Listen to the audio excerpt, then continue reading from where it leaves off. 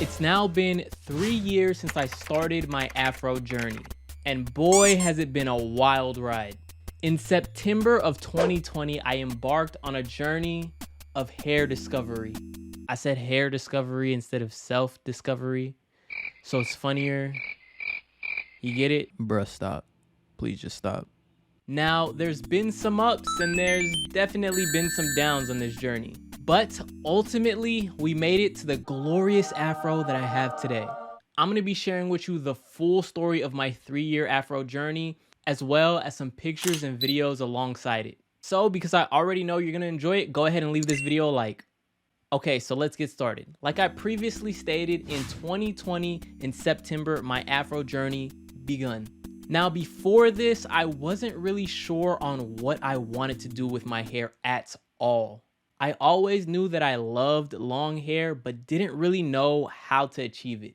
I tried a couple of different styles when I was younger, but none of them seemed to work. None of them really stuck. One of the main problems that I continuously seemed to keep finding or keep having when I was growing out my hair was when it came to growing an afro, I couldn't really get the shape right. And it got to a point where I didn't really like the way that my hair was coming out, so I just had to chop it off. And I did this over and over and over again until it finally hit me. I was doing something horribly wrong. So what are we doing today? Just a lineup. I realized I was making a huge, irreversible mistake.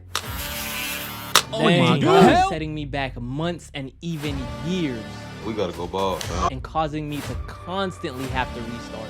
I can fix it. And that mistake was letting my barber trim my hair.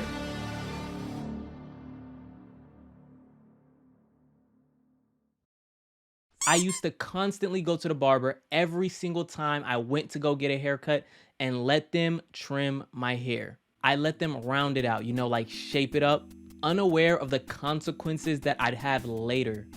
Eventually, my fro started to look more like a box instead of a fro.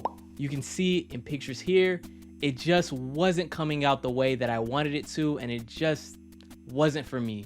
So please be sure not to make the mistake that I made when I was younger, and do not let your barber trim your hair at all. After that, I did the most logical thing and restarted, and thus my journey began. And this time around, I was gonna make sure not to repeat the same mistakes that I previously made. So after restarting and after my initial haircut, I decided not to get a haircut for a whole 2 months. During this 2-month span, I decided I was just gonna wolf, which is just allow my hair to grow wildly. During this wolfing process, I just focused on my hair's growth as well as trying to figure out what my hair responded to well. So during this phase, I was making sure to properly moisturize my hair, properly condition my hair, and making sure to take very good care of my scalp. I was also trying to figure out what my hair responded to well. So I was trying various products, I was trying various oils. Luckily for me, I remembered an oil that used to work very well for my hair, and I started to use it again, which of course was wild growth hair oil. You've heard me say it in countless different videos, but wild growth hair oil just works really well when it comes to hair growth. So during the entire span of my 3-year afro journey, I've been using this oil non-stop. I also was making sure to stay away from anything that was damaging or even potentially damaging to my hair. I was taking no risk at all. A little later in my journey, around 6 months in, I found myself faced with another huge problem. I realized that I had absolutely no clue how to style my hair. I decided that I didn't want the perfectly combed or picked out afro look. I knew that'd be excessive, unnecessary, and add a lot of unneeded strain to my hair. So my hair was getting longer, but I wasn't sure what to do with it. So I ended up doing the most logical thing, and of course I went curly. I went for a curly afro look. My hair is naturally curly on its own, but when my hair was shorter, it was very hard for me to style it and to get it to curl. I recall trying every curling product in the book, trying to get my hair to curl, and it never would. What I found with my hair is the longer it got, the more my curls would pop out. And so if you're struggling with the same thing that I was struggling with, my advice is to grow your hair longer and see if you can get it to curl then. Also, I was faced with another problem, and that was my actual haircut. I knew that I wanted to be able to switch up my style. I wanted something that was versatile, that I could switch up at any given moment. So of course I decided on an afro because I could get braids, get twists, or switch it up anytime I wanted. And with the afro, I needed a hairstyle that would look good even if I switched it up.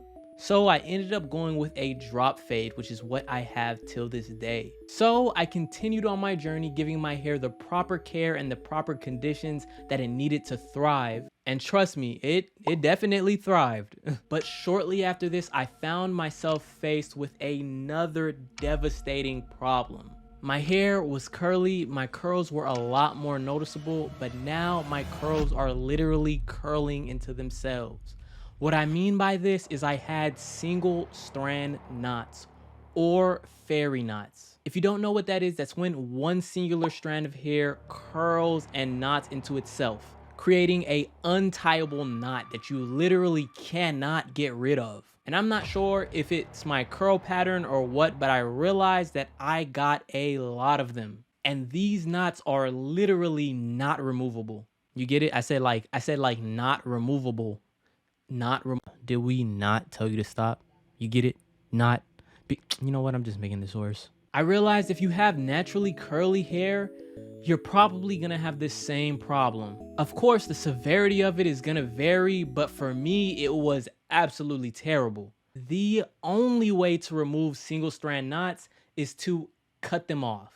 So usually I get a hair trim every 3 months by a licensed cosmetologist.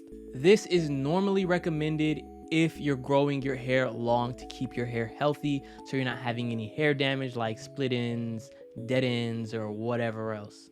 And so because I had so many single strand knots, I started to get my hair trimmed regularly every 2 months. After a while of doing this, I started to notice that my single strand knots were going away. Of course, I still get them every now and then, but just getting my regular 3-month trim takes care of it. So after the full first year of your afro journey, it basically simply just repeats itself. All I did was look back on my full first year afro journey, thought about what I could improve on, and just went from there. It basically stayed the same of continuing to moisturize my hair, keep my hair in good conditions, and properly take care of my hair and avoid hair damage. The only thing that really changed around year 2 and year 3 was I simply started to experiment a little bit more with more hairstyles. Now, of course, growing long and luscious hair isn't so simple because everybody's hair is different and everyone's hair is gonna grow at different rates. So just because this person's hair might grow way faster than yours doesn't mean that yours isn't growing fast. But if you already know what to expect, trust me, you're gonna absolutely love your journey just as much as I do mine. But yeah, if you have any questions, comments, or concerns, be sure to leave a comment down below. Also, since I know you love this video, be sure to leave this video a like so that someone else can enjoy it as well. And if you haven't already, go ahead and subscribe. I know you care about long, fast hair growth. And if you do, this is the channel for you. So subscribe with the bell icon so that you can stay notified. That is all the time that I have for you guys today. Thank you guys so much for coming back and seeing me. I'm Kozact, and I'm gonna see you guys in the next video. Peace out.